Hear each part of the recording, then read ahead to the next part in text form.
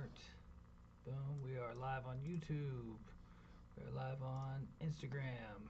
And wait, we should be live. Are we live? Something went wrong. Doesn't it always? All right. And then Facebook, though. Bam. Go live. All right. So we're live on Facebook, Instagram, and well, maybe not Instagram. I guess they gonna miss out. Yep. Oh well. All right. So, all right. Before we get started tonight, I just wanted to say thank you guys for showing up. Thank you for giving me your time and being a part of this. So this is OwnLn's marketing class number 3. We're pretty much just going through what most artists or creators go through in the beginning and trying to give them a head start with just a little bit of information. So to get it started, though, I want to go ahead and let everybody introduce themselves. Me, your host, I'm going to be C.R. York, Crackerican, Shadow, the man of many names, owner of OwnLn, and Shadowworks Entertainment. Next.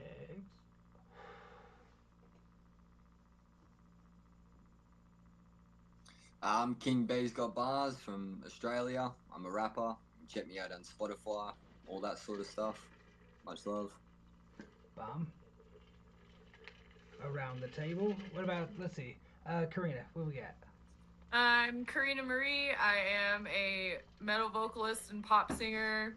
I'm creating a new genre called Hell Pop. And I have, I don't know, artist pages up right now, but I'm working on my music with my producer, which should be out soon. Yeah, Instagram, TikTok. All right, and then we have Jupiter in the house tonight. Yeah, what's up? My Instagram is IAM_extraordinary. I'm also known as Jupiter, music artist, producer, event co-host. We're throwing. I'm a co-host of something called Content House Medellin, which is a content creators retreat in Medellin, Colombia, and like Chris. I'm a hat wearer of many hats. All right, that's a good one, and I'm definitely gonna be at the next one. Do you know when it is yet? Do you guys have a date?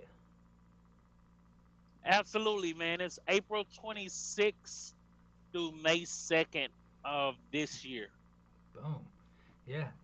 I'm trying to go to Colombia.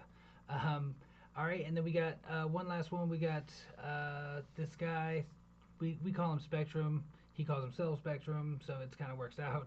Uh, you got anything to add to it to let people know where you're at? Nothing as of right now, but I'm Rising Tide Productions and Ministries, ART. So, get out of life what you put in.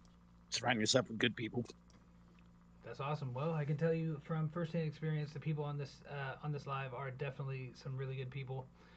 Good people to know, good people to listen to. Everybody here is a musician, so check them out. Um, yeah, that brings us into the start. So this is brought to you by OwnLn, OwnLn.com.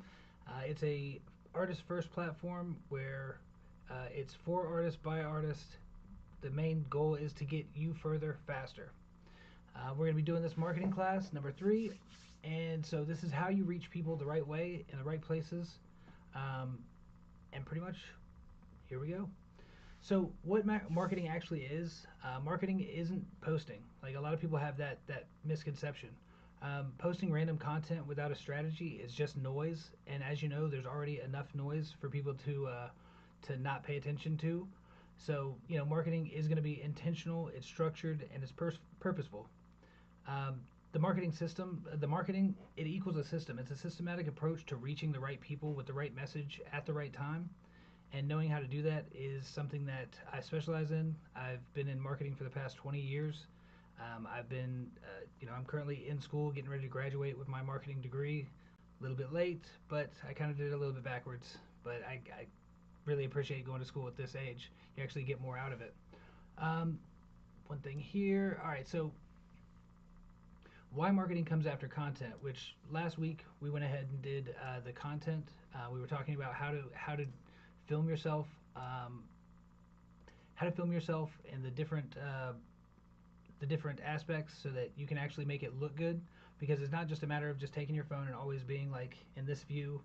It tends to get somewhat repetitive, and we've seen that view a million times. So we gave a couple ideas of how to do that the right way.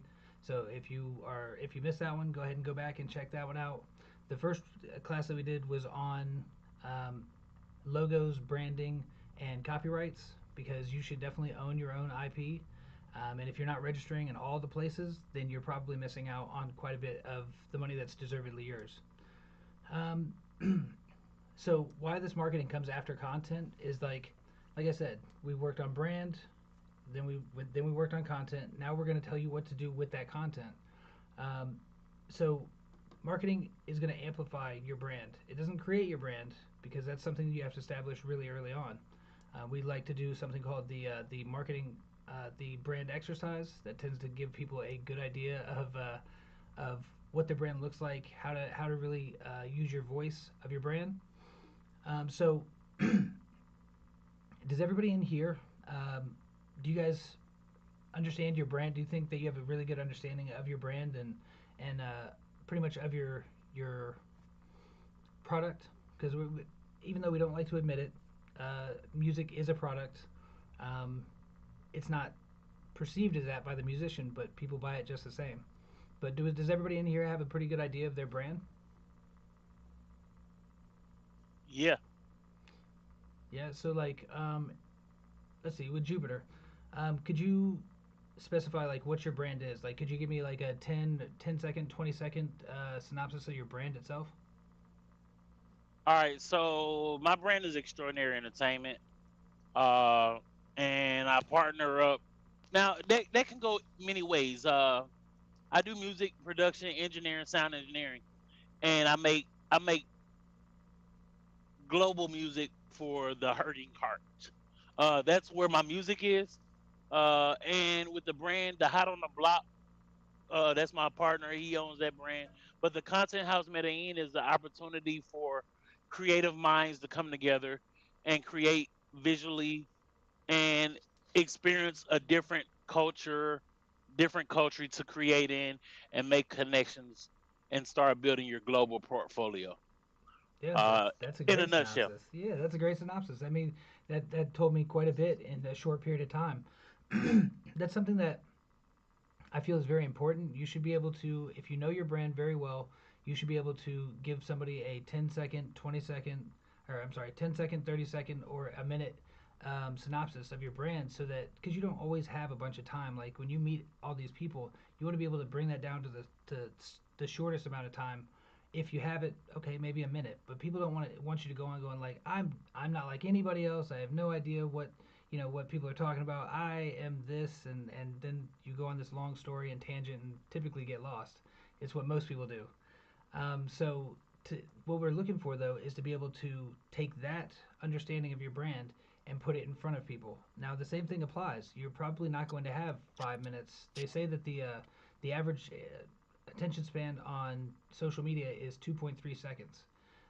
When they were talking about the actual when people are just scrolling, you have less than a second. It's zero point 0.8 seconds to grab their attention. So it's really important that you don't waste any time and you get right into it.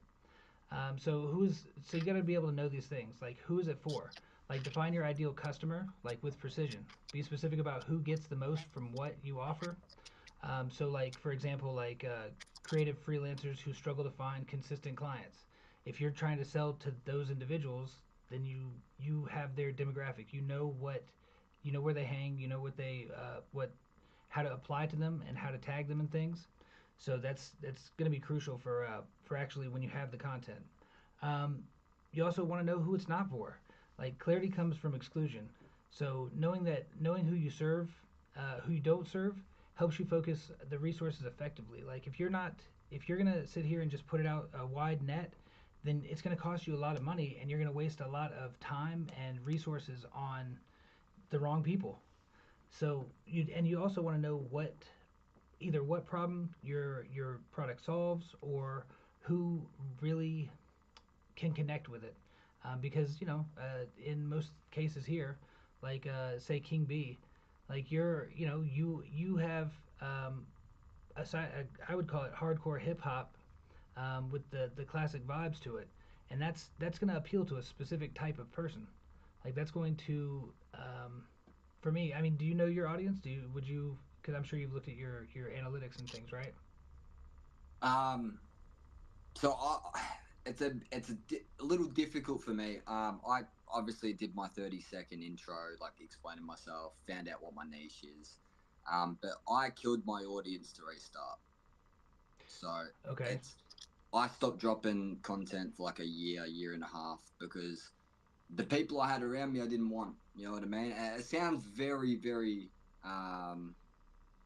I don't know, bias, I guess. Like, but the people weren't interacting. Like, the following I have now is a minimum of what I could have been doing. You know what I mean? Like, these people followed me because of other people rather than me and my audience. You know what I mean? So, like, I've tried to start again to build off of what I already have, sort of thing. So I've died out to come back, to fall off to come back, or whatever they call it. You know? Yeah, I mean, you break it down to build it up stronger. I mean, that's actually Yeah. not it's not a bad thing to do if you know that your audience is built up of people that aren't really your audience. They're just people that are Now, maybe my associated. audience is all rappers around me, and they follow me because they think that they might get opportunity rather than anything else. You know what I mean? Like you and me, we talk fairly often, like nearly every day sometimes. So, like you're a mate. We're not competition in my own eyes. You know what I mean? But everyone else kind of like, I guess that's kind of how it is. Like they're only following to see what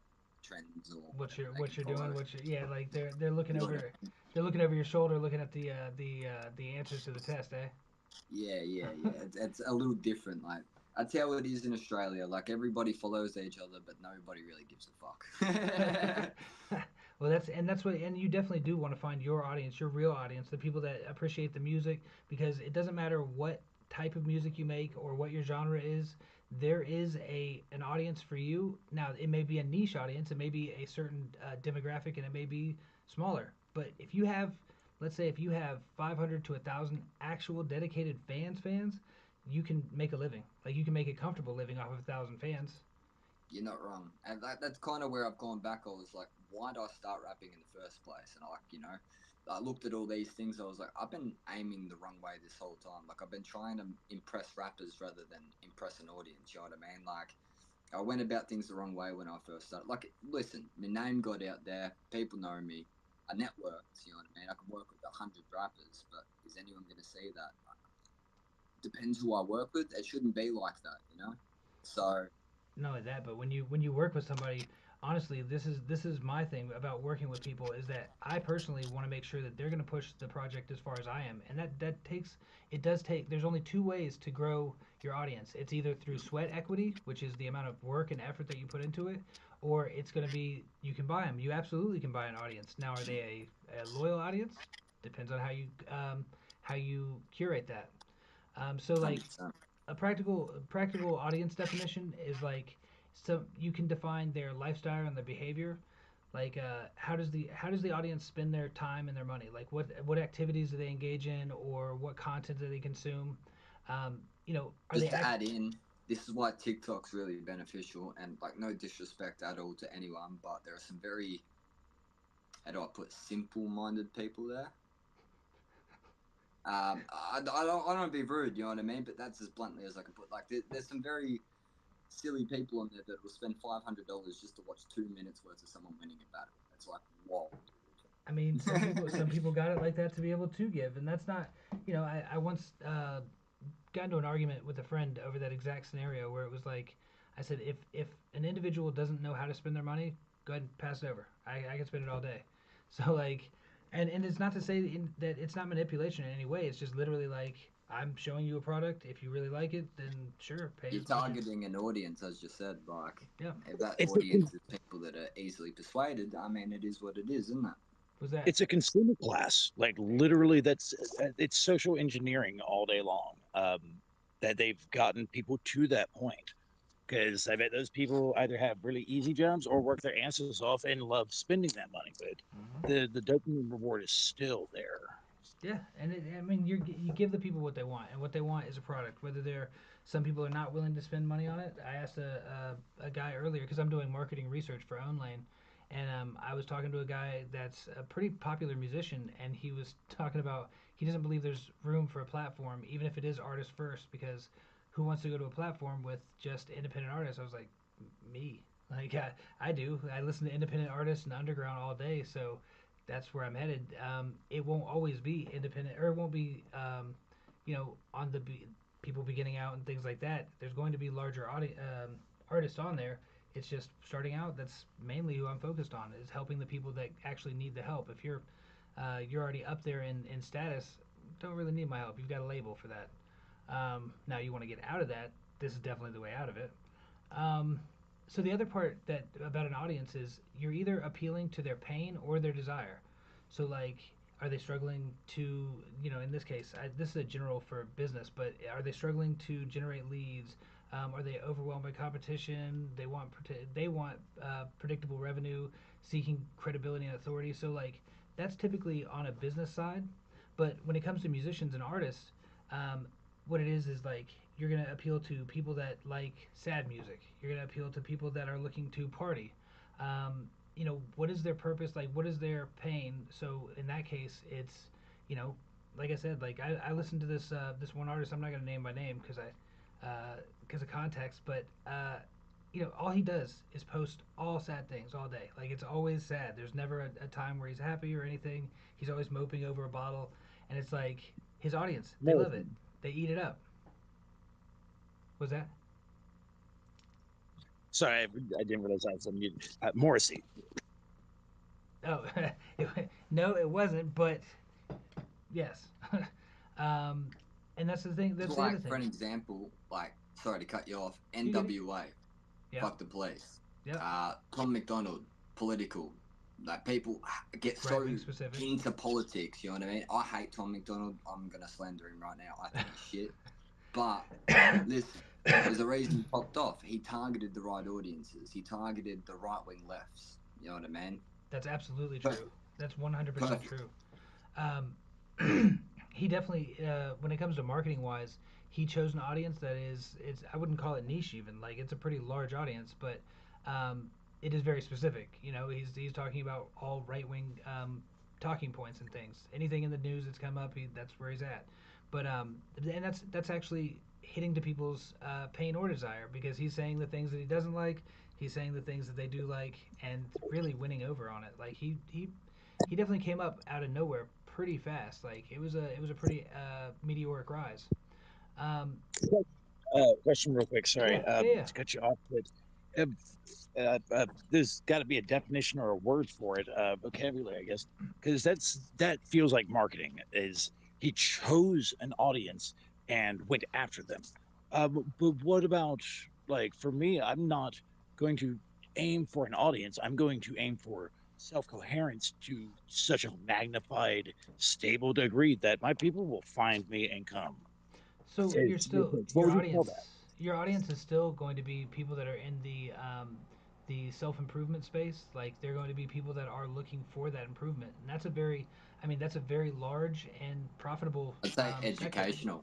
Yeah, and it's self improvement, like the self help and all that good stuff. That's what they're looking for, even if it's not themselves that's doing the helping, but they have to at some point. But it's really just that's how you're gonna know to reach them, or that's how you would go about reaching them is looking into that demographic and seeing where they lie. So that's brings us to the other one. Perfect segue. Your audience already congregates somewhere, so identifying their watering holes, their platforms, communities, publications is crucial, like specific social platforms or industry forums or groups. If there's email newsletters that they read or events that they attend, this would be a great way to reach them. So always go where the attention already exists. Don't try and create it from scratch. And if you are going to create it from scratch, know that it's going to be a much longer um, lead up than it really has to be. So again, just how do you reach them? You can go through, you can do email marketing. You can use communities, TikTok, Twitter, YouTube, Instagram, Facebook, wherever there's attention already congregating, go to that place. Find what they're doing and where they're at. Um, I'd say, yeah, I'd say, audience first, platform choice. Like, don't pick platforms based on your preference. Pick their preference. Don't go, when it comes to where do they already spend time. Find that. Leverage the existing attention, and and really focus on that part. Um, how to identify the best platforms is like just where's the creator presence at. Like, if competitors successfully engage your audience on a specific platform, those channels are proven viable already. So absence may indicate an opportunity or a dead end, and you should know that ahead of time. Search for similar artists, analyze their follower counts, study their content performance, identify content gaps where they're maybe not appealing to the audience in this way.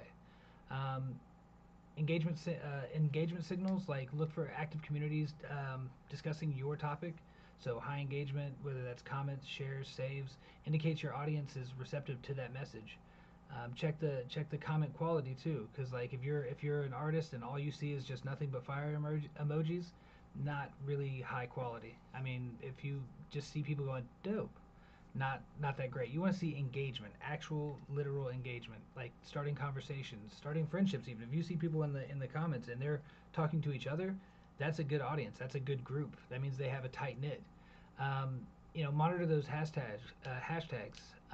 Jupiter, you said that you actually use a hashtag.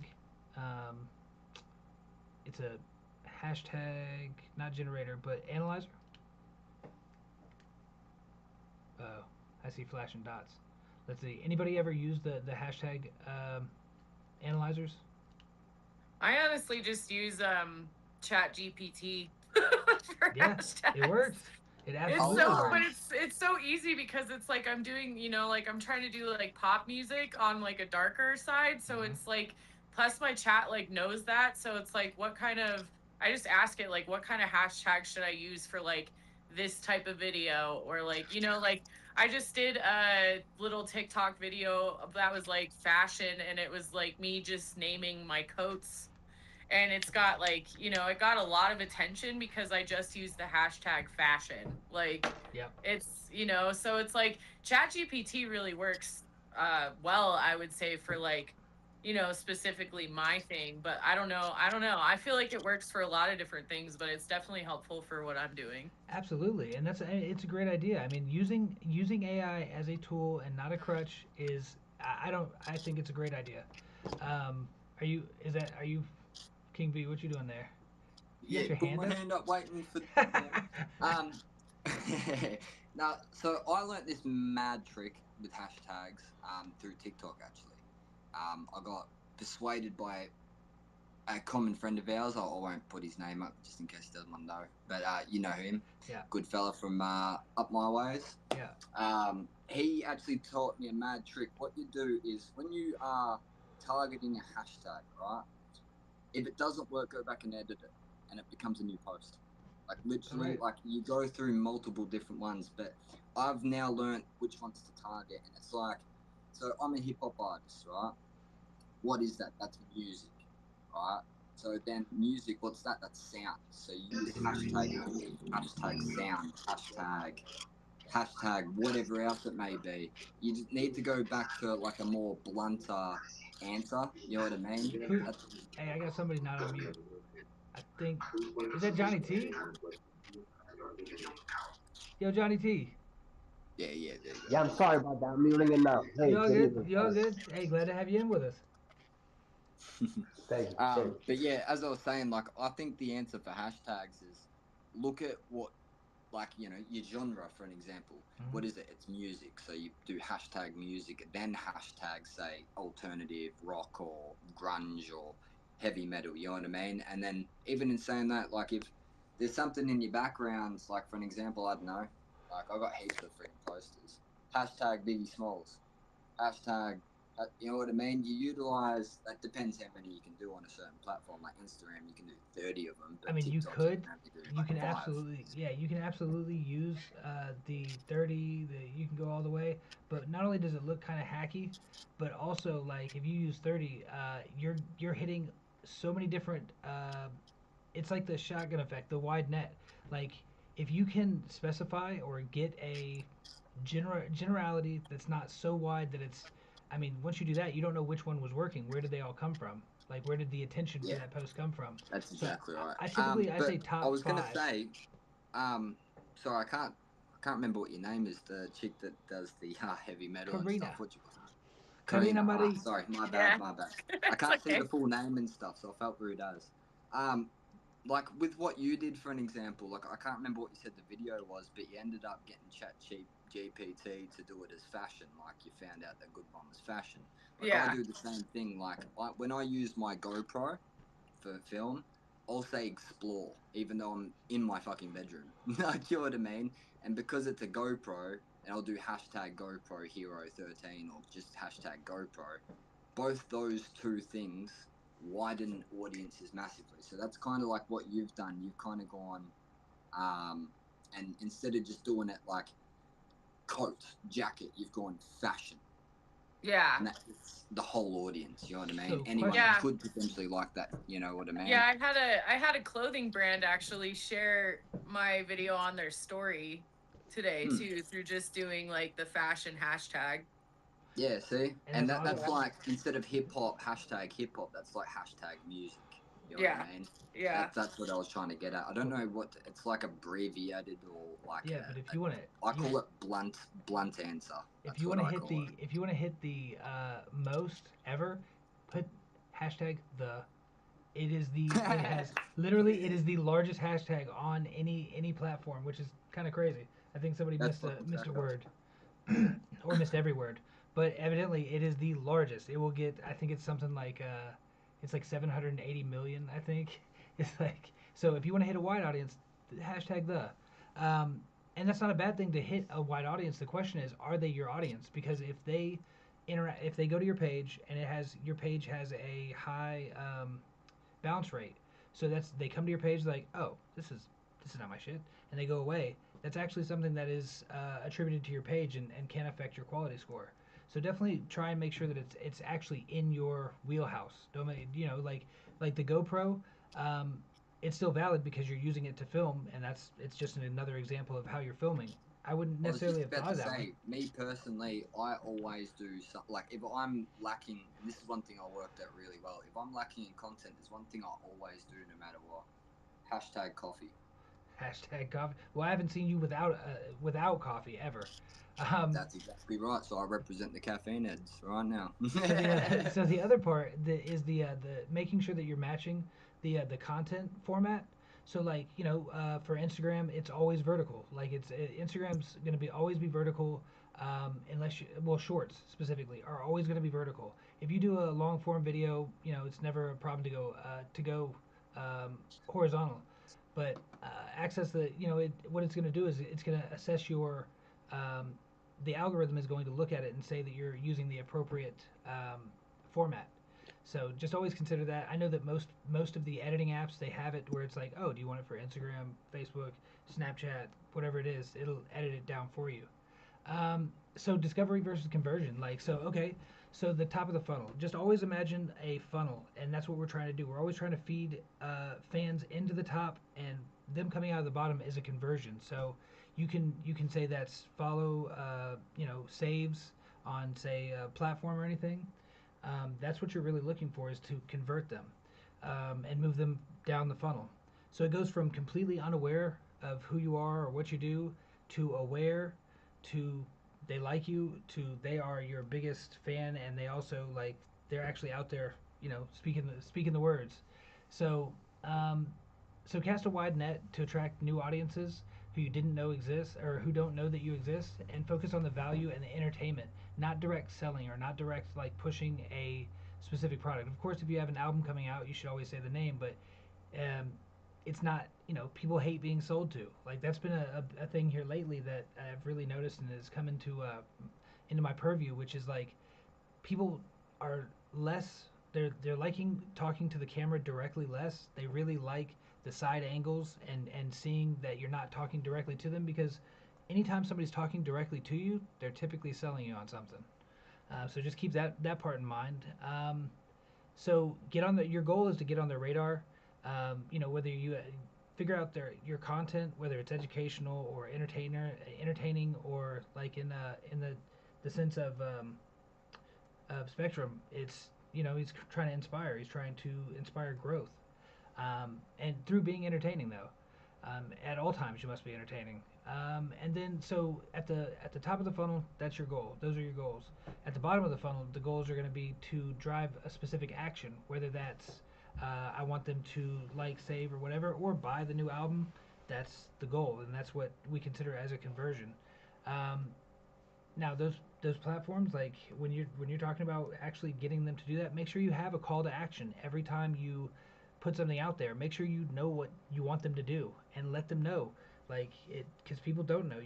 A lot of artists I see, they go, well, I don't want to sound too salesy. I don't want to do this or that because it feels like I'm selling to them. Well, you don't have to sell, but you do have to let them know what it is you want them to do, because they may not know. Best quote I've ever heard: "Content should sell itself."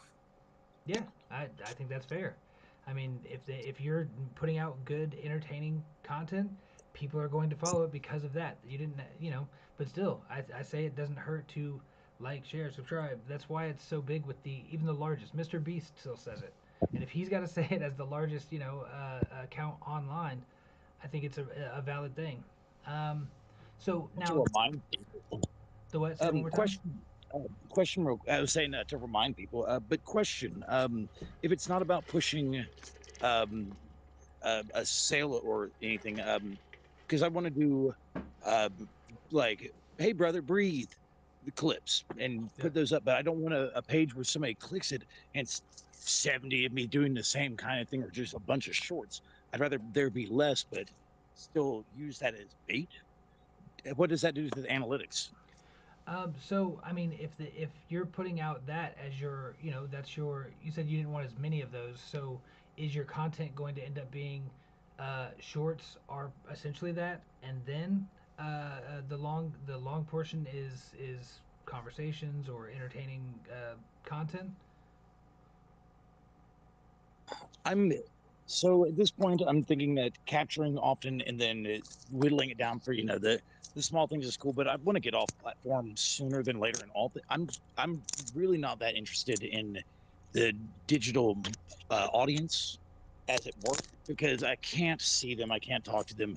That goes against the vibe of literally being a coherent vibration in a room. So I recognize that it's something I'll have to build into, and for bigger acts and calls to action, absolutely. But for just seeding the field, I guess. In the meantime, for people I do meet in person, add-ins, there's stuff being put on. You know what I mean? Like I want there to be content. I don't want just be stories because that's a pain in the ass. I don't like having to click view full reel. It's stupid. And I assume that everybody else has little pet peeves that they're just like, man, not worth it.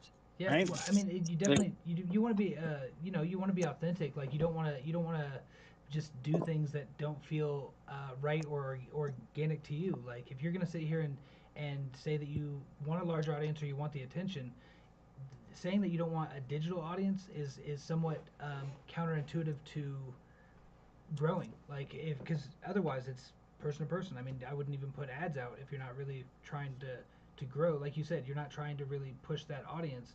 They should all be able to go somewhere because they're gonna want more of you. That's what, no matter what, when you have a brand, people they're not really buying the product that you're selling. They're really buying you because they are a piece of you.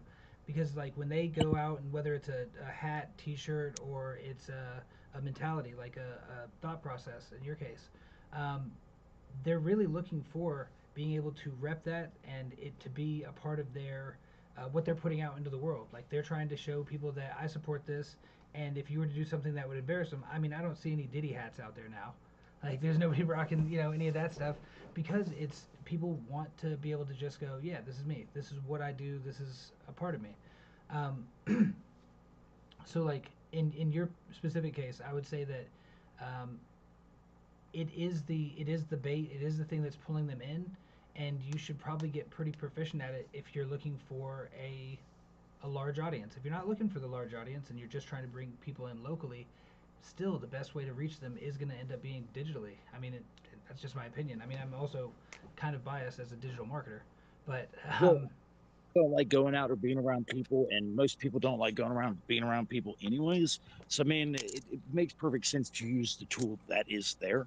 But I mean, a bunch of my views on this, although my schema is very much hinged off of philosophical and spiritual beliefs and stances. You know what I mean? one of the That, biggest, one of the biggest, for instance, one if of it the, happens, good. I was gonna say one of the biggest, I mean, sections of the digital space is religious. Like, if you have a Christian band or a Christian podcast, huge audience, like just a crazy audience. Andy Mineo, I was not, huh? What was it? I didn't hear you, bud. Sorry, just low service. I should be back. You are back. Am I back? You're back. Hey, Maybe. I brought 60 back. Yeah, I have a Christian band. You have a Christian band because your name is Christian, or because uh, you recruited them from the service? Yeah. Give me a minute. I'll be back. All right. All right. So in the meantime, so there's going to be a difference between paid and organic. So organic, it's going to be that sweat equity that I talked about. Investing in time. So that's going to be consistent effort over months. The results can compound, but require patience. Like that's the one thing. If you're not putting money into it, then it is going to take quite a bit of time. It's going to build authentic relationships, though, which is awesome because it also they're sustainable, they're long term.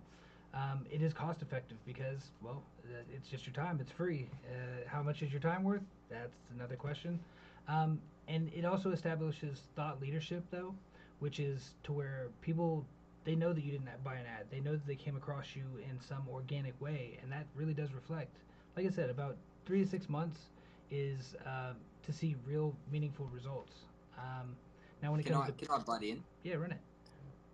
I had this theory a while ago, and I literally sent a video on it, literally maybe 2 weeks ago, and it is very beneficial for anyone as an influencer, no matter where you are. If you're trying to influence an audience and get an audience to follow and support you, there's a way to speak.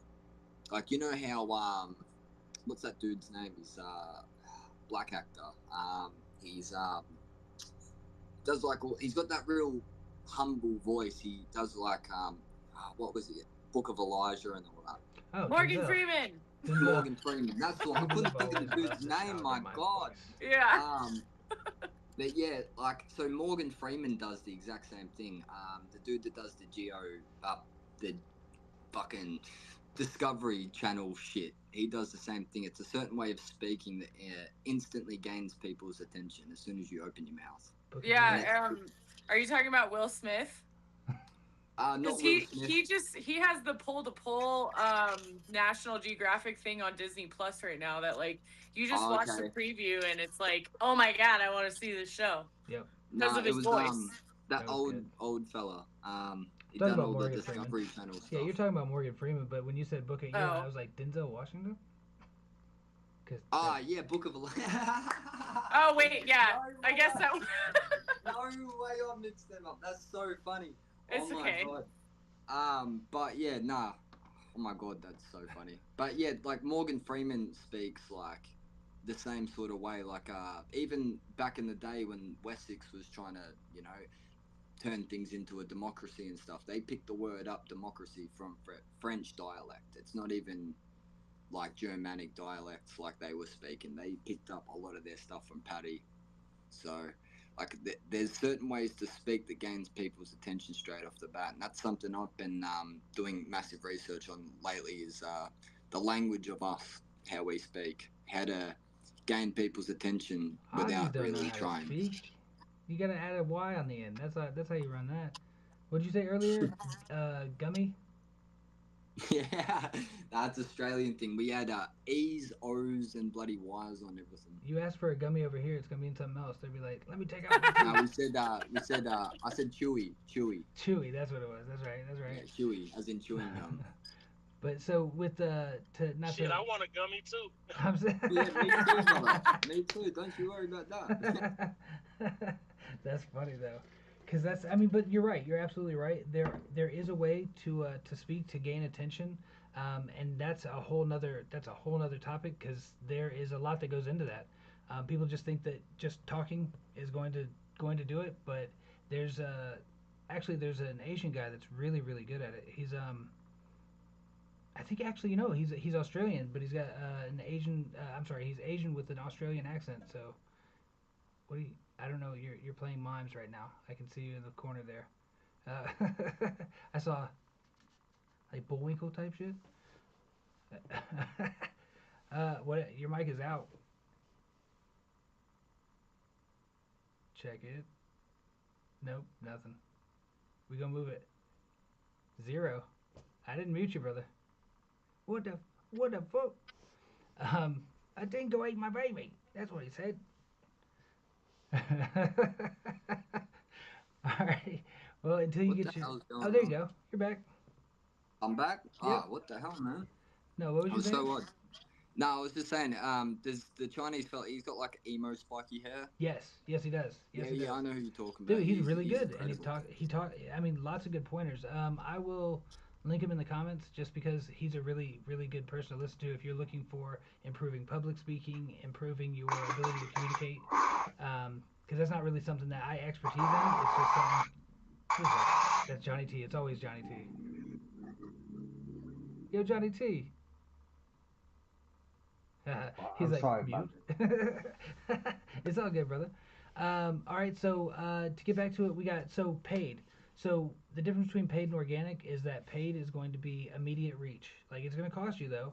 So it is immediate. That's one thing I can say as well is that if you got funds to do it, as long as you know how to reach your audience, then you're miles ahead. Like you're gonna be getting there really quickly. The thing about it is though, I had an artist that had a $700 a month budget for spend, and I wouldn't even touch it until I actually had the foundation with him. That was had to give them a place to go to. You had to give the audience that you're advertising to. You have to give them something to go to, and if it's just say uh, videos of you looking at your cat and going, "Oh, you're a cute cat." Like that's not. If you're a hardcore acid rapper, I don't think that's going to be the best look for you. So we had to set up the right content to go with it. Can I So ask a question? yeah, absolutely, always.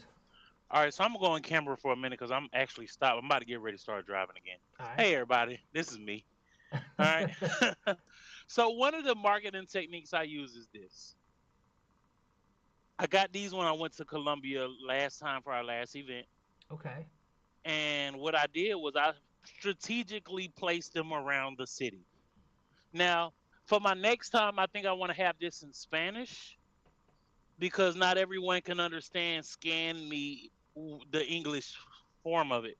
But what this does is it takes you right to a link tree with all my social medias, websites, YouTube, whatever I could, and I don't have to change my card to uh change what they see. That's You know right. what I mean? I could keep that same card in the link tree. I could just go in there and change the link tree, and it could change up different uh medias that they are privileged to see. Now, how do you feel about that marketing technique? Actually, with that same artist I just mentioned, I used that same exact technique, only in a different, just in a different way.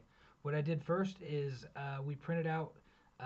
It was 10,000 stickers, and they were the circle 1.5 inch stickers. And what it was his new logo that nobody had seen yet.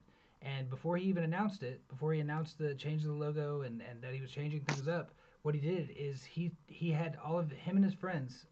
He had 10 friends that he invited out, and he said, "I'll pay for the alcohol tonight if y'all will get rid of these amount of stickers." So he gave each one of them 1,000 stickers, and they went just bar hopping, and they were just going to different bars, different places, and they were sticking them everywhere. He said, "I'm only paying for it if you don't have any stickers left when we get back." So his stuff was all over St. Louis. So That's dope. it was everywhere, but it didn't have his name, didn't have anything on it. It just had the logo. So how we knew that it worked is that we started seeing not only on Facebook groups, but he was hearing it back to him. They're like, "What is this there? Like, what is this? Like, it's obviously something." Nobody had any idea. Then what he did is I said, "All right, now let's go back and we're gonna start sticking stickers randomly that do have your name and then your website." And we started sticking those up, and the traffic was crazy because they're like, "Well, I want to see what it is." Boom, and I Right. mean, it worked. If I can, this is why the graffiti scene had a massive impact on hip hop. People get their names up, you know what I mean? Like they'll put their name everywhere. Like down here in Australia, it is massive still. Like graffiti and hip hop and breakdance are still combined massively. Yeah, and it's still. I Like mean, it still is. I'm a breakdancer personally. Like I still utilize breakdance industry to benefit in my music industry. You know what I mean? I make hip hop nearly specifically for breakdancers. Some like that's what I've been doing more recent. You know, so Yeah, which is it's definitely a like yeah, which is to me that's a that's a normal or part of hip natural. hop graffiti. Sorry, like sticking stickers up. It's like massive in the graffiti scene. People It, started it is. That's actually how wasting time. it's how Guy Fieri got started. Guy Fieri is the same guy that did what is it called? The famous Obama Well, look at photo. Banksy, bro. Yeah, that's actually where I Banksy, got he does the info from. tag every 10 years or something like that, bro. Like Banksy every 2 years, 10 years, whatever. He's not consistent at all, but because he strategically plans things and aims for that certain audience, you know what I mean? And the dude's got us in the world. Yeah, I mean he's definitely one of the biggest artists. But that's what he uses though. He uses it's called he called it propaganda. What is that? I heard somebody sound like they listen to oons, oons, oons, oons.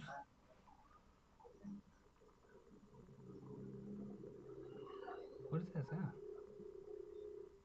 Sound like a what the fuck? Sounds like Somebody's having a I can fucking hear that party too. without us, man. I'm saying that's what I mean. I'm jelly. All right. Okay.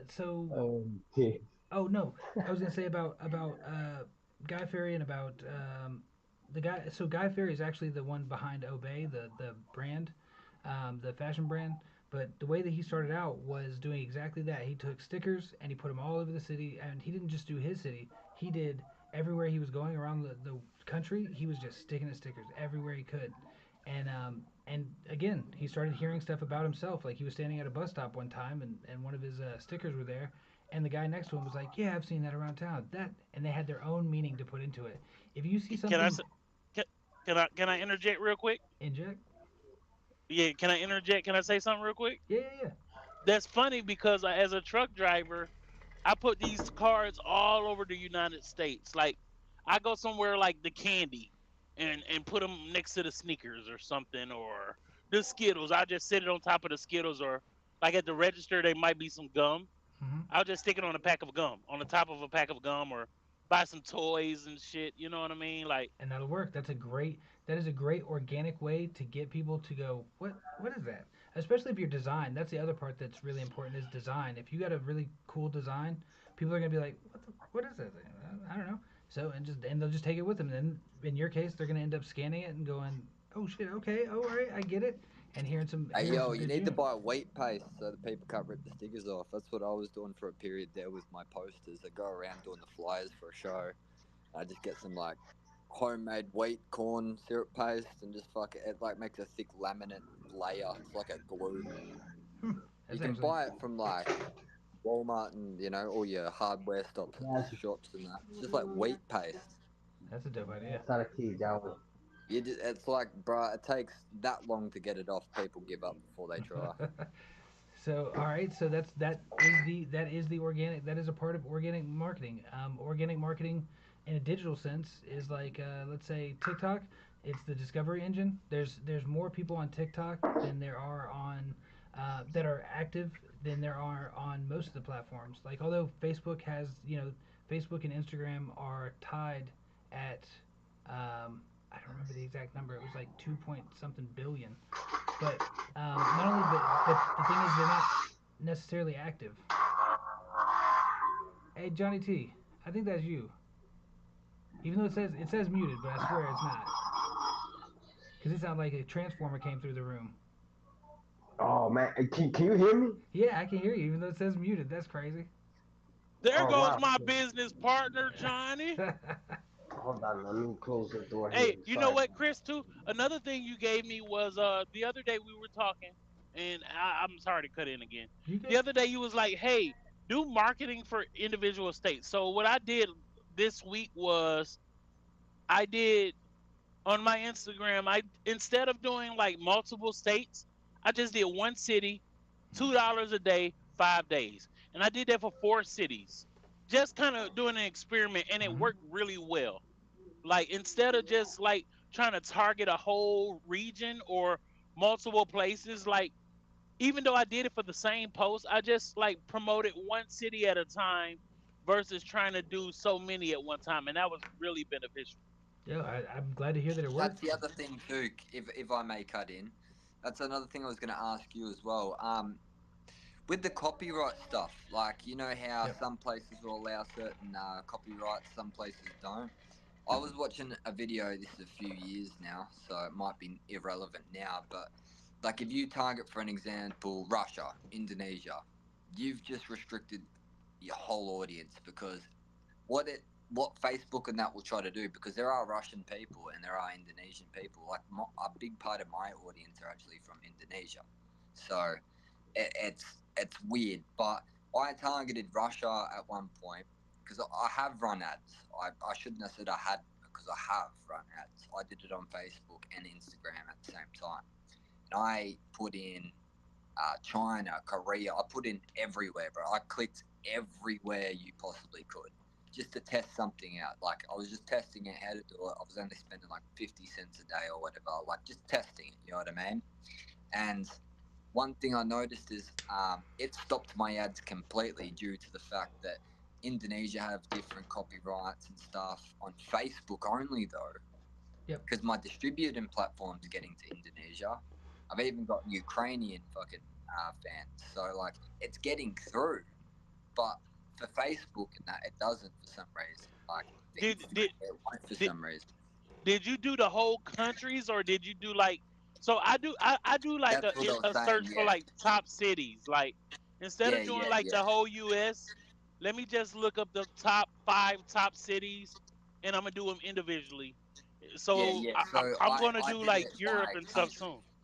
Yeah, I did it by countries. So that was where I was testing it out just to see what the like I went each day to a different country sort of thing, and then I did one where it was all countries together, and then I targeted around Australia, just obviously because I'm from Australia, I'm probably more likely going to get them first. So I targeted multiple different audiences, and I noticed that when I was doing all audiences, and when I went targeted certain countries by themselves, that I would have copyright warnings coming up, basically saying that I'm pretty much wasting my money because they can't target that audience Yep. due to the copyright shit. And that actually applies to even certain states. Certain states do not allow you to market Yeah. products to them. Yeah, certain states don't let you market products directly to them. You have to have Huh. a yeah. It's a weird little loophole there. But um, this is what major artist, or I'm sorry, rather major. I'm getting feedback like crazy. Is anybody else getting feedback?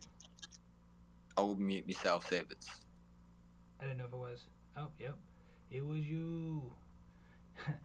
So no, like so what the majors would do, the major record labels would test their newest artist in other countries. They would go ahead and they would say, because there's three classes.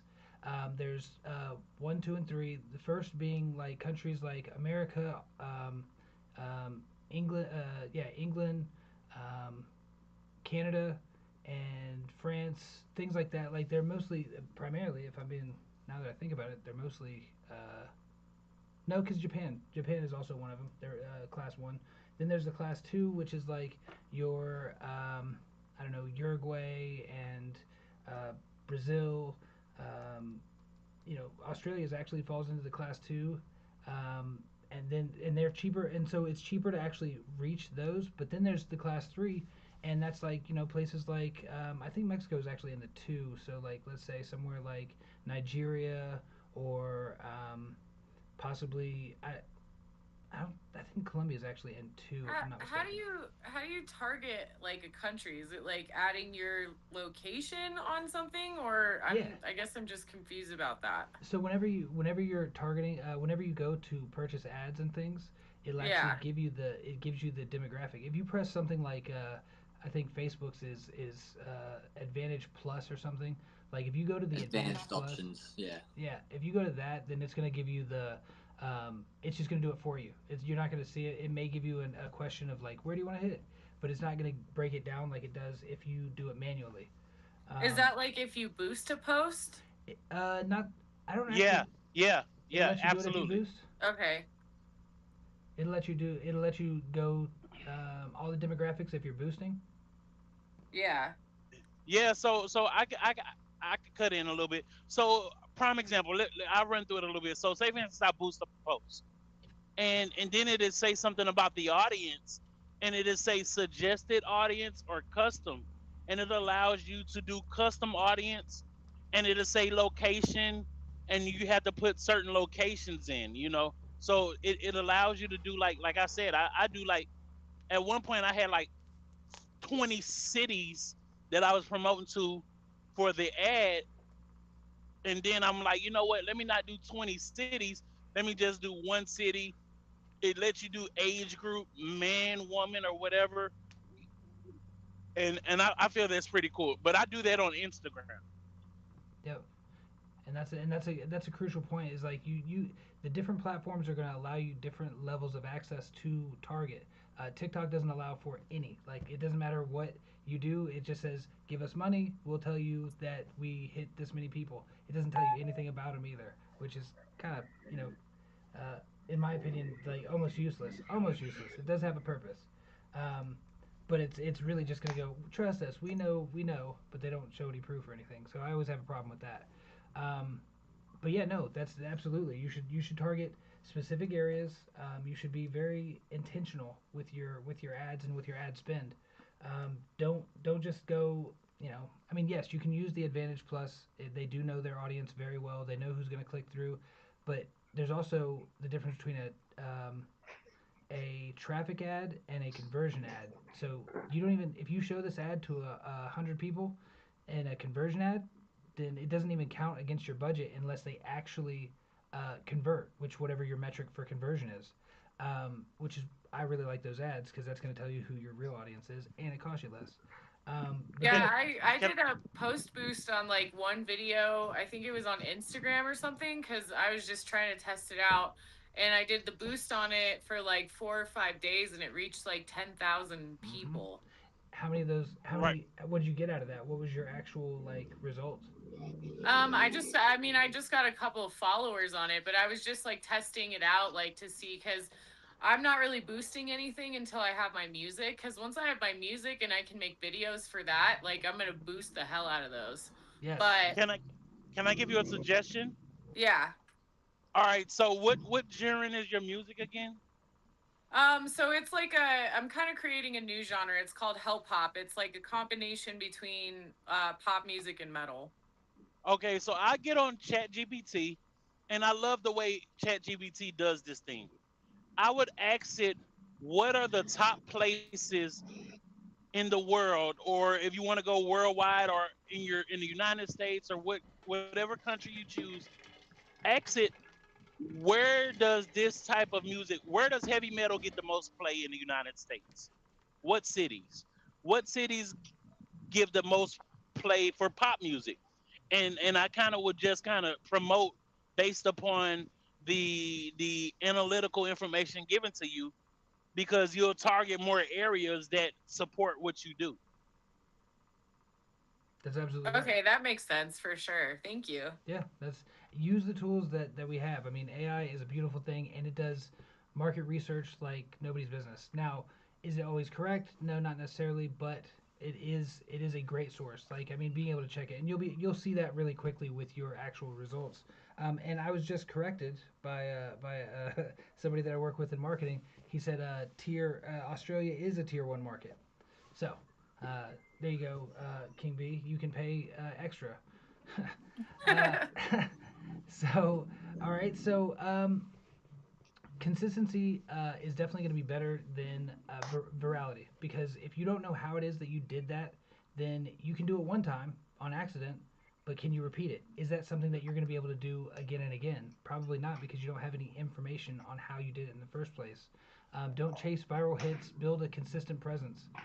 Regular posting trains the algorithm and audience to expect to engage with your content.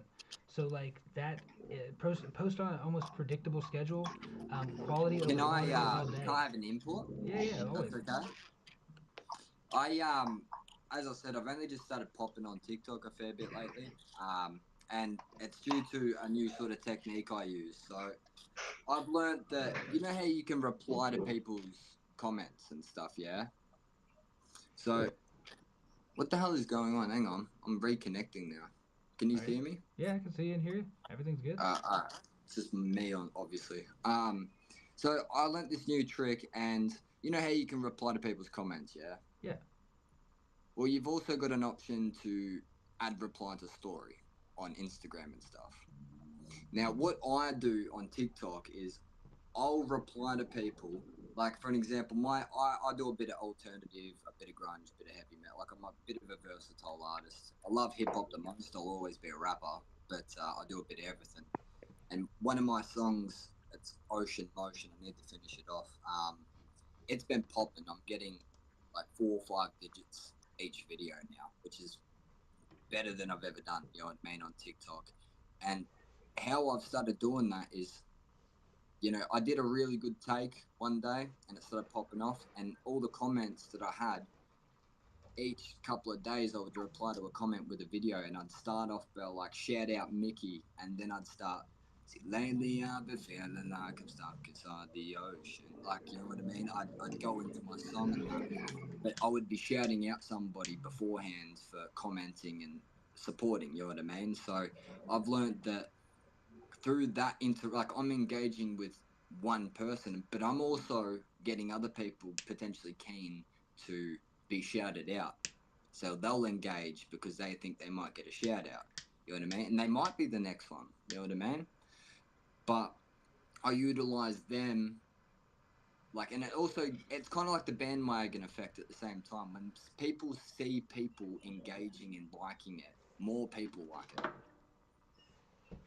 So it's kind of like word of mouth, but not at the same time. It's, as I said, it's like the bandwagon effect. And if you like, as I said, it's a perception. You could look at things like, okay, I want to post and have people comment, and I just ignore them, or you utilize that person to the max. And what the hell is going on? What? Talking about the background or? I think he fell out. He dropped. No. Hey. Where'd he go? It does. Yeah, It he does said happen. he was reconnecting. He fell out his chair again. Oh, yeah, I didn't get to see that. That was good. That was gold. I wish I was recording at that point. So one thing I will say that I do want to say that it's a good point to say that small short boosts aren't as helpful as longer boosts. So if you're going to boost, would you rather do $100 in one day, or would you rather, because they'll happily spend it, or would you rather do $1 a day or $2 a day for 50 days? It's definitely going to be more helpful to do uh, the the $2 a day for 50 days, because what it does is it gives the algorithm time to actually register your who is interacting with it and so on, and it actually makes a big difference. So if you're gonna do it, the spend doesn't matter, as long as it's just, as long as you can get it to go for. Um, and that was definitely a good point there. So repetition is building recognition. So if you repeat your core messages multiple times, new followers haven't seen your old content. Repetition is going to reinforce your key positioning. So hammer away at that core message. Like, definitely let them know whatever it is that your focus is on that cycle. Like, just keep hitting it. Keep hitting it. You can obviously reframe it. Don't repeat like just the same thing every single time, because then it does get kind of boring. Like, but you can reframe it. But you can also build mental associations. So like your logo, if after every single one of these you always put your logo at the very end or at the beginning, you're getting people familiar with that. So then when they see that symbol, if it doesn't say your name on it, if they see that symbol, they know exactly what it is. It's a hieroglyph for your name and your brand. So you're saying that, like, just for like an example, for like the short videos that I'm doing, should I just like pop my logo up at the end of it? Absolutely. Okay. I would even maybe, at the beginning, like as long as it's not, taking over the screen or whatever, I would pop it up and then let it go back, and at the very end, absolutely, because that gets them more and more familiar, and they're like, I'll remember that when I see it. Um, and from a propaganda point of view, if somebody sees something 7 times or hears something 7 times, then it automatically becomes true to them. Like their brain goes, "Oh yeah, I remember that," because it's remembering it instead of like it being a new interaction. It's going, "Oh shit." So frequency is something that I say a lot about in marketing, which is like, so if you say spend that, I think he said he spent like $50 on an ad or boosting, and you put it across the United States in a whole, you're not going to reach those person again. They're going to see that ad one time, that's it. That was their only chance to ever see you again. So like getting it in a more concentrated audience or target audience is going to get that in their brain like more consistently. It's called the frequency, and so you definitely want to make sure that you hit them as often as possible. Like So it's like better to do like $1 a day for 30 days instead of like $10 a day for 5 days or something like that. yes, absolutely. Okay. Absolutely. I actually got an ad running right now from Colombia and Brazil, and it's for $1 a day. And I have so far, because like he said, it's a, would you say like a tier 2 place? Yes. It's a lot cheaper, and I'm getting a lot more views versus if I was doing it in the States Oh, for the okay. price I'm paying. Like I paid what, $30, $1 a day. Man, I could spend that on one meal. Why not take 30 days to give awareness to my brand or what I got going on my music or whatever, where I could get those kind of followers. And I got a lot of followers from Brazil and Colombia, and I don't even know Spanish like that. But that's because you have the frequency. Like if you were to take, especially in a tier 3 country, if you were to take say $1,000, you would own the airwaves for that country. Like you would literally be able to see everybody in that country is going to see your face. So you're going to be very familiar. If you, especially if you shout that country out because you're working on getting that, yeah, what that does is it ends up giving you an international market for one. For two, community buy-in. The reason that people a lot of times when they see an artist and they go to their page, they're like, "Oh, I like that song," or whatever you were advertising. They'll go to your page and be like, "Oh, well, only like 1,000 people like that. Like, I don't know. I'm not gonna join. I'm not gonna like or share or anything because they don't know if it's cool yet or not." So like, that community buy-in is a really really big thing. So I'm like super new to this. What, like, why, like, so what is it, like the tiers of a country? Like why do they have different tiers? Like, what is it, because they engage more, or is it?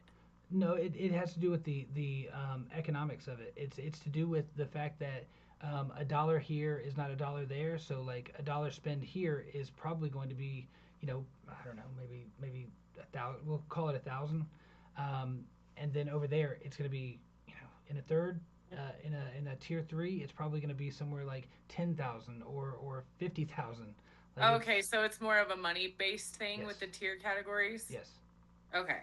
Now, Okay. one of the the person that I'm actually speaking to on the phone here that he's got a lot to say. Should probably jump on if he's got that much to say. Um, but he's he was doing very well in Mexico.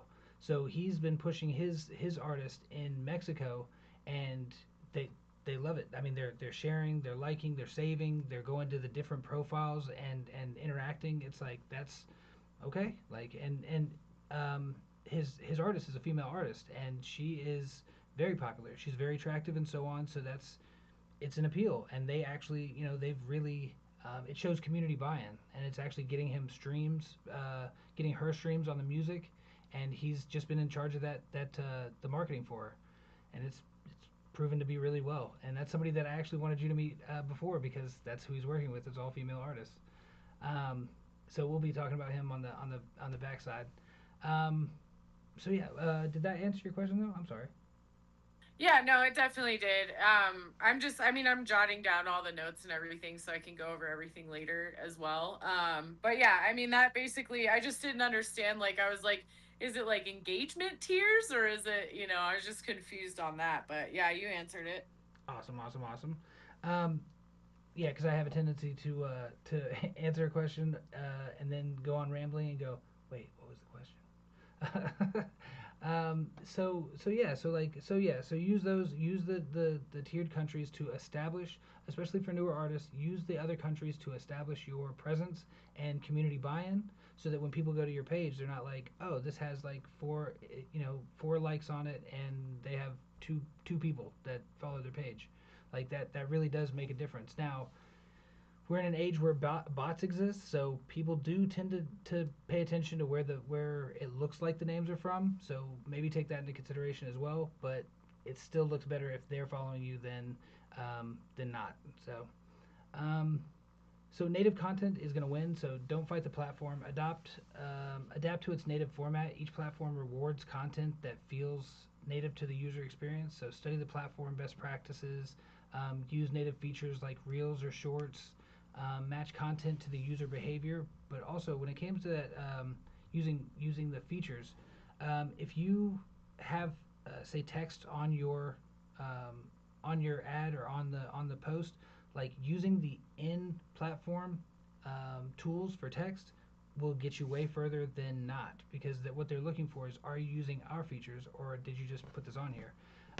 Also, don't use just as a good advice, don't use, like, say if you posted it first on TikTok, don't go posting it on Instagram and it still has that watermark on it, because it does read the watermark and goes, oh, this is from somewhere else, and it's reminding them to get off this platform. Push that down. Hey, what do you mean by in? You said something about in message something or something. In platform features. Now, can you go into that a little bit more?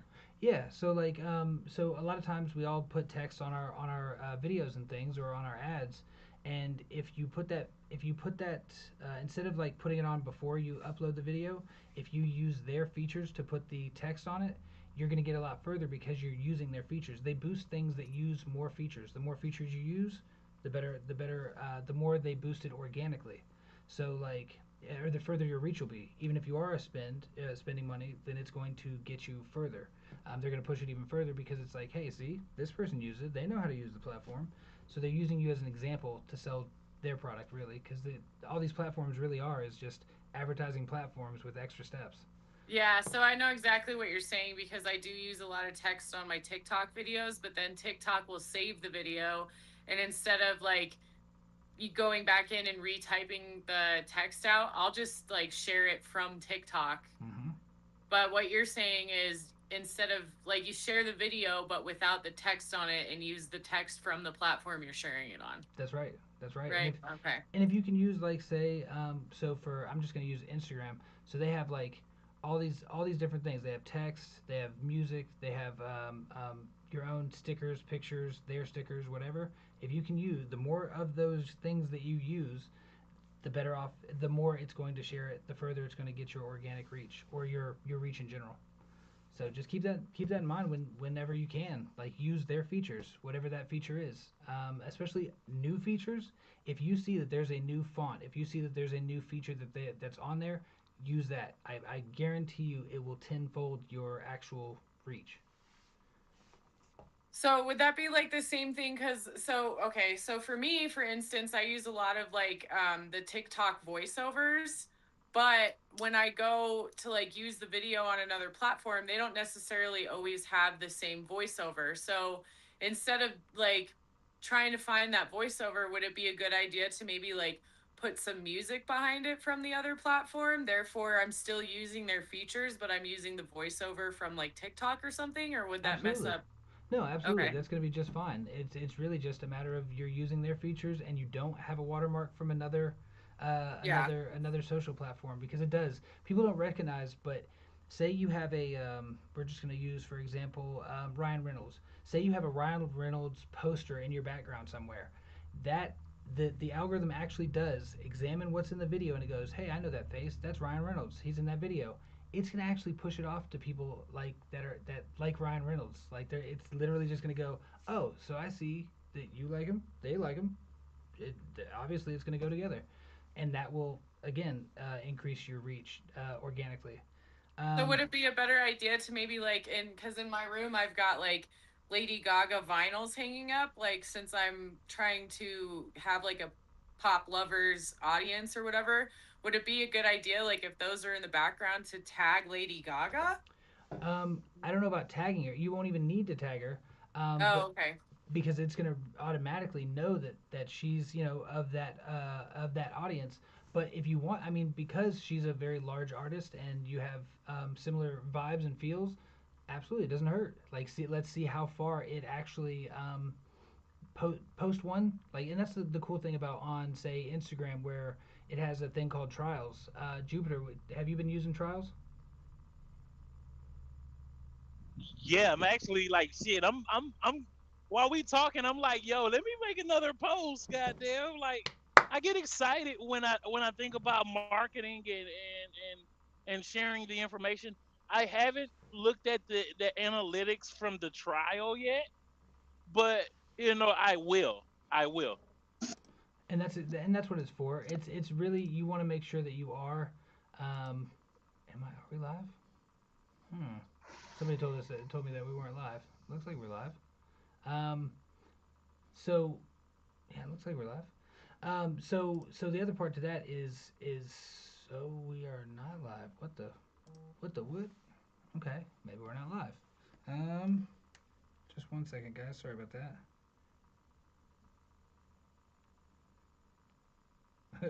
We got for you.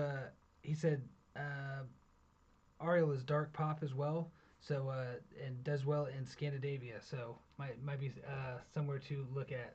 And we'll get a conversation with you. Uh, so all right, let me go ahead and get back to the page here.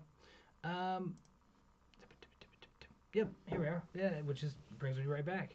So one of the things here is data. So when to use paid marketing? When you get rapid feedback on you're gonna end up getting rapid feedback on messages, offers, audience response, data that takes months to organically come by. With a paid path, it does end up it's a lot faster. You're also able to do when I said trials, which is what's in Instagram. If you're in Instagram, you can literally you make your post and then in the options it's going to say trials, and when you hit trials that's going to send it to everybody that's not in your audience, and you can see how it does in the world out there, and without getting the injection of reaction from your audience, so you can see if it's actually a good post that's going to reach a wide audience and people are interacting with and so on. When you're actually paying for it on, say, any of the meta apps, Google, anything like that, A/B testing is so crucial. I actually covered this in one of my classes, which is whenever I pay for a post, whenever I'm actually looking to start paying for a post, I will do 9 different ads, and I will run those all at the same time, and I will go and first I'll the first I don't know 24 to 48 hours, I'll go ahead and get rid of 3 of those because they're not performing like the other ones or they're not performing well. And then after another 2 days or 3 days, I'll go ahead and mark off another 3. And then I'm down to these 3, and I'm like, okay, well, these 2 are doing way better than this one. Boom. So I'm down to the 2. And out of those 2, I might run both of them and just let them run for a while and see which one actually performs well. But the way that I do the 9, I'm not just making like randomly 9 posts. What I'm doing is I'm either changing the copy, which is the picture and the video that's in there. I'm either changing that or I'm changing the description that's at the bottom. Um, that could be the words, or it could be altogether like how I'm approaching it or how I'm positioning it, or I'll change the demographic, like the either the hashtags. I didn't change anything else other than this one hashtag. I'm only using this one. versus the other ones I'm using, you know, three different ones. Um, and what that does, and then I'm also testing in that third one. I'm also testing cities, like I had told Jupiter, is that I test cities for the third batch. It's all right. I got which ones I want to use, but I'm gonna use you know, L.A., New York, and Atlanta. Let's see how they do in those markets, because you're gonna end up finding a specific market that does way better than others by doing that. But by changing only that one thing, it actually ends up being um, it actually ends up being something that is measurable, something that I can point to and go, this worked better than that. Why did it work better? Because of this. And so that really hones it into, okay, now we have a great ad. And once you have a really great ad, you're probably going to run it for, you know, 2 to 3 months of just letting that one go. And that could be, you know, $2 a day, it could be $1 a day. I don't think they let you do less than $1 a day. But what that does, though, over time, you're going to see that by the end of that, maybe say you start out, there's a concept, or not a concept, but there's a metric called CPC, which is cost per click or cost per conversion. It's on all of your analytics when you're running ads, and it can cost. I mean, if you're selling high dollar items, I mean that could be really expensive. It could be $50 per conversion. But you know, in the case of the person I'm talking to on the phone that I've worked with, got it down to less than a penny per conversion, which means that that's how much it costs for them to follow, and on his case, follow and like and save. So if they did those things, they were considered a conversion and less than a penny. So you spend $1, you got 100 fans. So very, you know, very beneficial to do all those tests to get it down to that level. Um, the speed, so again, you know, skip the waiting period and all that good stuff. When you're paying for ads, you get immediate eyeballs, while organic's going to be a lot slower. You can launch the product fast or the campaign quickly. You can test the messaging quickly as well, like I was saying with the testing. You're going to beat the other musicians to market, like to do this thing. Like in your case, Karina, it's, you know, Hell Pop. There's who else is doing it? I don't. I've never heard of it. So you know that's. But once other people do hear that you're doing it, they're gonna be like, oh yeah, that's a good idea. I should beat them to it. Like get out in front of as many eyeballs as you can as quickly as possible. And then of course, you know, capitalizing on trends. I'm not big on being trendy, but I am big on having a take on that trend. Like I think that's never a bad thing to have a take. And then scaling is that's the crucial point to all of this, is that once you get down to something that you know is costing less than a penny an ad, like that's okay. The more money that you put into it, you see that for every dollar that you put in, you get 1,000 fans. Okay, well shit, let me put two in. Oh, 2,000 fans. Oh snap. So you figured out how much it's going to cost you to actually convert fans right then, and it's as much as you want to put in, and as big as you'll get. Now, it only goes so far, because you could put, say, it's like, okay, well, $10 work to get me 10,000 fans, so let me put in $10,000 and get, you know, 100,000. It may not work that way, because there is a limit to your audience, and that's where you find that limit. That's where you figure out how big your audience can be with that particular ad. So it's So definitely. I sorry to No, you're cut good. in. You're perfect. So I've been kind of noticing and like reading a little bit about the how many things you follow from your profile as well. And I have noticed that because I've been going through my follow list, and like Instagram has like that thing that says like least interacted with or whatever. So I've just been going under that and like unfollowing all these pages that like don't interact with my page. And I've actually noticed in one day, I've noticed a difference of like my videos have gone from like 10 likes, and now I just got a notification that my reel hit 60 likes after just going through my follow list and like unfollowing like irrelevant pages basically. Yep. Would that be like, because I've been seeing a lot of like influencers, they have like millions of followers, but they're only following like two Yeah, pages. 0 pages. Yeah, what that is it's affecting the quality score. Your quality score is all of the different things that they take into account and put it averaged out into a score. And so that's one of those things that it does.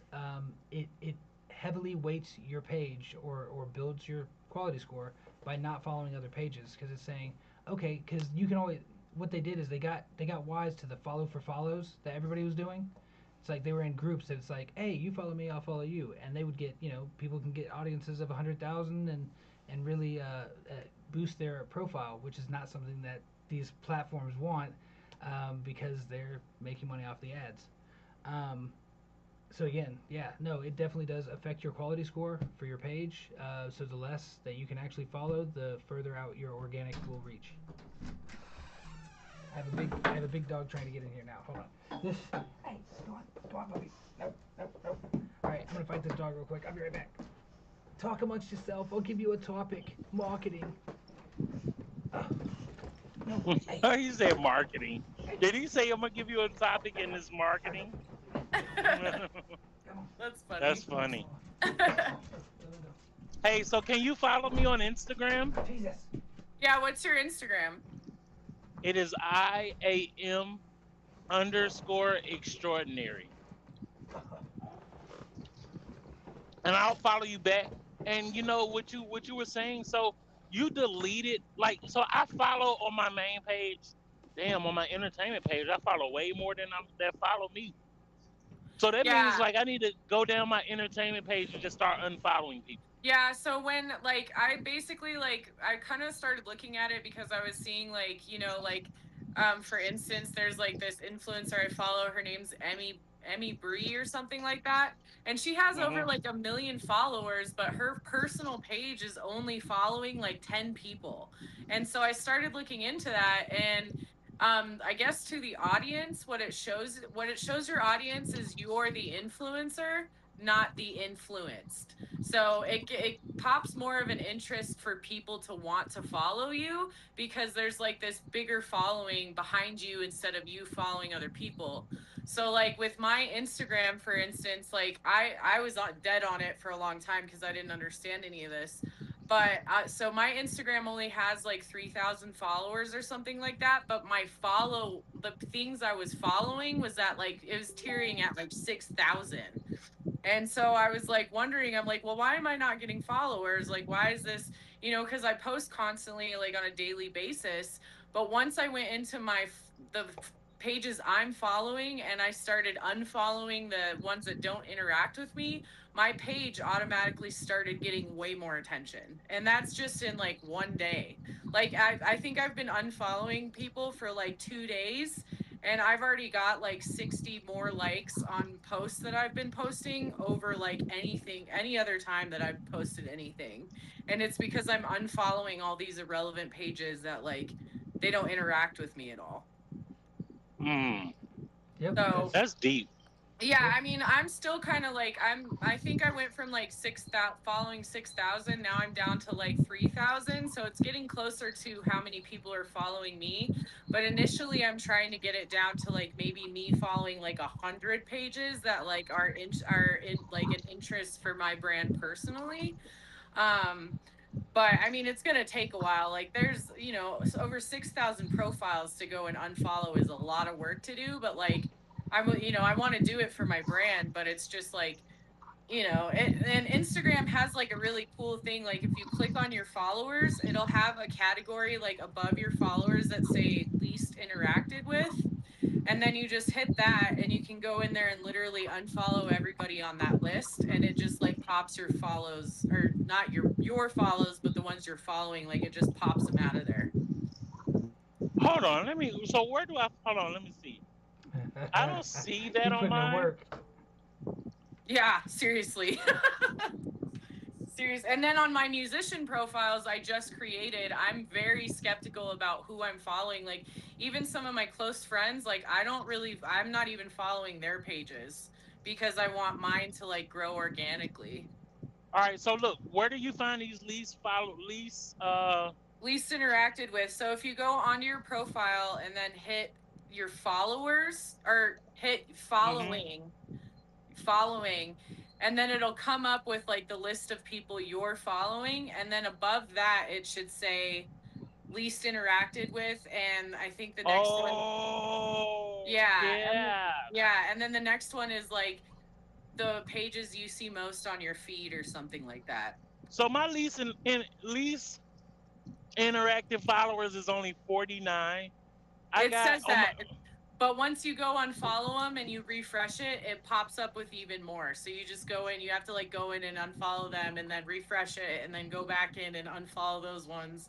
Because mine says 49 as well. But I just go in and unfollow those 49, refresh my page, and then it'll bring up another set of 49. And then you unfollow wow, those and none of ones. these people are following me back anyway. Yeah, they're either not following you or they're not interacting with your profile. So it's actually like hitting those like not you're not hitting the numbers because the algorithm is basically saying like this is what you like and this is what you're following. So it kind of like confuses what you see on your page. So Yep. like for You my started brand, something. yeah, so like for my brand specifically, I only follow like I'm only trying to follow like because I'm trying to do pop music. So I'm only trying to follow like makeup brands, fashion, other pop singers, um, some of my friends that are into I know they would be into the type of music I'm trying to create, like that kind of thing. So everybody else, like I don't even care if they're like they've got like a million followers. If it's just like a travel profile, then I'm gonna unfollow it because it has nothing to do with my brand. Yep. Oh, that's so smart. Thank you for that. Cause now I'm like, Yeah. while I'm riding, cause I be like trying to find stuff to do while I'm riding. And Yeah, instead of that's going put a post up right now, I'm about to start. Cause like I'm running down this list and I'm like, damn, none of these people are following me. yeah. And they're not Yeah, so interacting with I've your been doing it posts. too because I'm an audio engineer. So like a lot of the time at my job is spent just like at a desk, like doing nothing while the show's happening, and I'm like sitting there like literally unfollowing people for hours. Are you a live audio engineer? Yeah, I do live production, yeah. So like at arenas and stuff like that? Yeah, I work at a lot of the venues in Denver, like the Convention Center, Red Rocks, Buell Theater, the Colorado Symphony. She's Hell doing the yeah. big things. Yeah. Big things. So do you do mixing? I'm actually learning how to do the live EQ right now. It's a little different because I do so many categories. Like it's not always just a band. Like sometimes it's a whole symphony, sometimes it's just one artist. But like there's so many different ways to do EQ that it's a learning process for me. I'm only 4 years into it. So it's gonna take a lot longer than that to get better at it. But yeah. Okay. Yeah. That's cool. I mean, it's Man, good. that is dope. I done just unfollow 49 people. And Yeah, that's and just the then yeah, beginning.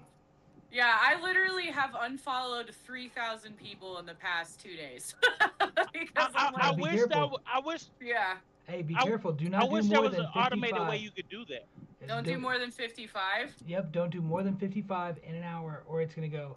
Hey, you're. This might be. I think somebody's messing with your page. The same way that if you do more than 55 actions in an hour on specifically Instagram and Facebook, it'll literally shut your shit down. Like it'll be like, all right, you can see it still, but you can't interact. Um, Oh, okay. and it lowers your quality score. So just yeah, try not to do more than 55 an hour, um, and because What it about does. 100? Yeah, that would be more than.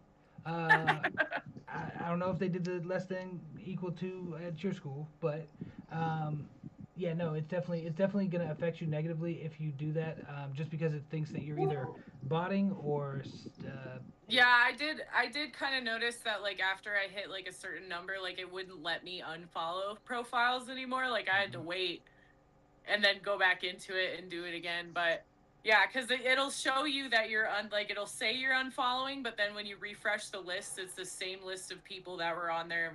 Like I noticed that today. I was like, what the fuck? I literally unfollowed like all of these 20 minutes ago, and then like it just doesn't let you do it. So yeah, I can see that. You could definitely have to be careful with it. yep. And so that's the magic number though, 55. 55. So it's 11 o'clock my time now. I guess I do more at 12. Yep, that's exactly it. Like you go through and you just do it consistently. Like once a day, I'll go through and start doing mine. I typically, I have a profile for following people, and I got a profile for not. My personal one, follow everybody all day, no problem. But my business page, it doesn't follow anybody. Yeah, I just started doing it under my personal profile because my personal profile actually has more followers on it Of course. right now than my musician page does. But that's why I'm being like very skeptical about who I'm following on my musician page because it's like I don't want the algorithm to get it confused like it is on my personal page. That's right. That's exactly Yeah. right. And so what we're gonna do, we're actually gonna make this a two-parter because I do got to I have to attend to a conversation that needs to happen. Um, that No, don't I know, leave I us. know, I know, I know. But we're gonna do this again. I'm probably gonna actually pick it up tomorrow night, just because I'm free tomorrow night as well. Okay, Um, I'm doing Philip Glass at the Symphony tomorrow, and the loadout starts at 9 o'clock. So I might not be able to make that one, you but are good. You Sunday I'm available all day. I don't have work that day. Sunday actually that's actually works better for me. Okay. Anybody else up for Sunday? I'm up for it. Boom. Yeah, sounds Yo, perfect. And that's what we're gonna do. Just gonna throw that out there that this has been presented by OwnLn OwnLn.com. We are currently in beta. It's a platform for artists by artists, getting you further faster. It is the next big thing. It's gonna be the what I call um, the best thing to happen to the music industry since we were able to sell it, like since the record. So like yeah, go check that out while we're in beta. Once we actually come out of beta in April, then we're gonna go ahead. That's full launch, and the first 1,000 artists that get onto the platform, it's gonna be a 90-10 split. 90% of the all income from ads, from music streams, from everything is gonna go to the artists. 10% to the platform. So that's better than any record deal you've ever heard of. And it's not just putting your music up on your own website, because I do believe in direct to fan. I just know that most people are not willing to go to a website and just listen to you all the time. So this is going to be for independence and underground for the beginnings of it, but I imagine it going much further. I, Other than I, that, like everybody it want to give sounds their like shout the outs? wind, like it's windy. I I do hear think that too. you have your window open, That's going to be. Andre. No. You hear my truck, I'm man? sorry. Maybe like my truck's like the motorboat. Yeah, I'm sorry. It was you were coming in a little low, Chris. That's why I said that. Sorry to interrupt, man. Got you. No, you ain't interrupted anything. You just you quality assurance right there. So Quality control. hey, I appreciate everybody for tuning in. I appreciate y'all here in studio and also there on the many platforms that we're on: Instagram, Facebook, YouTube, TikTok. At some point, it gets loaded up there. Yeah. So before we jump off, everybody want to give their shout outs and their where they can find you. Ladies first. Ladies, Okay, ladies. well, yeah, Karina Marie, you can find me on Instagram, TikTok, and I guess Snapchat. I don't know. I'm trying to work it out, but it's Karina Marie Official, and Karina Marie is me on Instagram. So, Boom. That's the way. If you're looking for awesome ass content, hilarious content, and some good music here shortly, it sounds like, then that is the yeah. place to be. Johnny T, what you got? Hey, it's Johnny T. For those who don't know, it's HODB, Hot on the Block, the Arts and Culture magazine, and you could catch us at hotontheblock.com. You know, Bam. Easy enough. Come to my platform. That's right. I like it. I like it. And then Jupiter, what do we got? Hey, man. My name's Jupiter. I flew in from a spaceship. But if you want to follow me, you can go to my Instagram I ain't gonna follow you at back anymore. I at IAM_extraordinary EXTRAORDINARY for the people who need a little help with spelling. Also, yo, shout out to Hot on the Block, and we doing it big with the Content House Medellin. If you want more information about that, go to hotontheblock.com or Google Hot on the Block, and it'll pop up first in Google. Duh block. That's a DA. Just so y'all know. DA. Yeah. All right. Yo, that's the time for tonight. Again, I appreciate you guys coming by. Your host, Cracker Rican Shadow, CR York, Own Lane, OWNLN.com. Hit it up. We gonna be posting this on all the platforms. Until then, yo, y'all hold on for just a second with me so I can get y'all stop recording there, and then we go exit the live here. Yeah, no, that was good. I really appreciate you I guys. forgot that this was live. Always, man. Always. Everything's content, right? Yeah. And Now it does I get hope you edited wore a down. shirt, Johnny. Talking You about know you what? forgot this was I'm not, live. I didn't really dress to impress tonight. You know, I was a little off. Um, but I'm in you're my right. gym clothes and I need a shower, so don't feel bad. And hey, and hey, it's nice to meet you. I'm sorry we weren't introduced, but congratulations with everything that you're doing, and good luck. You know, with what you're embarking in. It's very bold. You know, you have your own category. That's very cool. Thank you. It's and I I don't mean, see your follow. I'm still on my phone right now. I'll she's Matter of fact, follow following Marie everybody. when we get off I of can this. follow you. What's your Instagram? I'll follow you, and you follow me back. How So about that? my personal is Karina Corina underscore is, or wait, sorry, Marie is me with underscores in between each word. So Hold Karina on. Say Marie. what? Karina, me is me official. No. So Karina Marie Official is my musician page, and then my personal page is Karina Marie is me with underscores in between each. So Karina, me official. I'll just follow you there. Then you just follow me on your. Yeah. I'll follow you on mine, and you'll see. I think that's what we should probably for the title, like the names underneath on each time. I think that's what we should actually do is the ads. Oh yeah, that'd be doper. Yeah. I think that'll probably work. Um, Yeah. yeah, no. So just so you guys know, if you guys want to get in on the beta, so that I can, like you can tell me what's going on with the platform, see if you find anything that's either A, not working, or B, you can think of a way to do it better. Let me know. Ownlane.com, OWNLN.com. Yeah, if you sign in and whatever, you can create a profile. You have your own profiles to be able to customize, similar to MySpace back in the day. Um, for real. If you get it now, it's free for life. Oh, well, yeah, it's free until it goes into launch, and then it's still only going to be $1 a month. I don't see anybody having an issue with that for the tool. Oh man, that's so expensive. God I damn it. know, man, I know, and I'm actually only making it $5.99 for the fans, so they have a different experience than you guys do. But I So mean, all of the stuff that I so mentioned tonight is right here. You can go to so promotion and question. strategy. Yeah. This beta, this is until when? Do what? The beta testing, this is Yeah. until when? So the first round of beta. So anything that's put on there for the first round of beta, which is now until I think it's gonna be March 1st. Until March 1st is deleted. Like everything gets deleted. March 1st we actually start tracking everything so that you can start getting paid.